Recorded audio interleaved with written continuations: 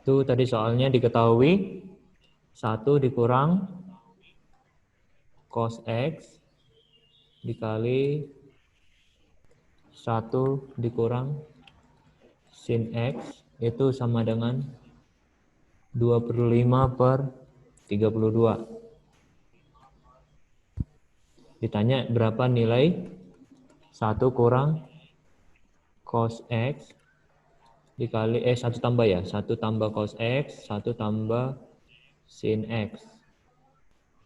Berapa? Kita misalnya nilainya A. Bisa? Oke, Bapak udah siapkan langkah penyelesaiannya. Coba dilihat.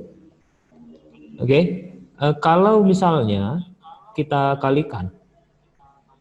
Nih, kita kalikan kedua persamaan. Kan tadi kita misalin yang penjumlahan itu A kan. Nah, coba kalau dikalikan kan, ya itu kan 1 kurang sin kuadrat X, bisa nggak?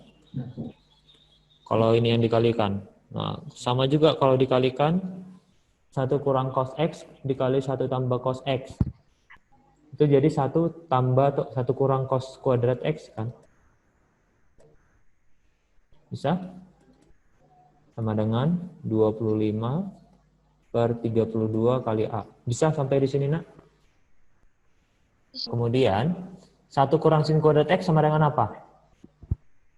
Cos kuadrat X, Pak. Nah, cos kuadrat X. Cos kuadrat X. Kali 1 kurang cos kuadrat X sama dengan sin kuadrat X, ya kan? Sama dengan 25/32A. Nah, makanya ini bisa ditulis jadi sin kuadrat X cos kuadrat X itu ceritanya dari situ ya, Nak.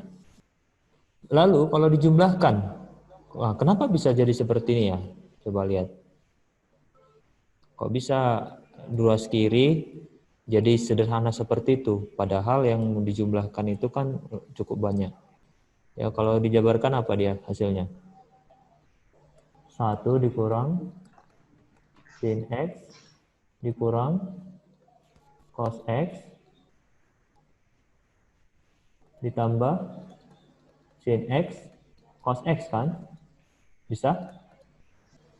Kalau 1 tambah cos X itu Iya, kan Pak. 1 ditambah ya, 1 tambah sin X ditambah cos X juga ditambah sin X cos X. Nah, jadi kalau dijumlahkan habis nggak min sin X-nya? Jadi tadi kita berhenti, kita jabarkan. Kalau kita jabarkan hasil kalinya ini, lalu kita jumlahkan, kan min sin X-nya lalu habis dengan sin X. Min cos X habis dengan cos X. Jadi tinggal 1 tambah 1, 2. Lalu ada 2 kali sin X cos X. Nah, jadi di ruas kirinya jadi 2 tambah 2 sin X cos X. Lalu di ruas kanan berarti A tambah 25/32 ya. Substitusi sin X cos X. Nah, berarti kalau kita cari, kita ubah ini posisinya menjadi 2 sin X cos X A dikurang. Nah, ini kan 264/32 kan. 25 dikurang 64 berapa? Min 39, Pak. 39/32. Semuanya bagi 2. Dapatlah sin X cos X sama dengan A/2 kurang 39/26, Pak. ya. Ya, Pak. Nah, Iya, Pak. dari sini Ada kan plus bisa plus. sin X kali cos X. Dikuadratkan hasilnya 25/32A.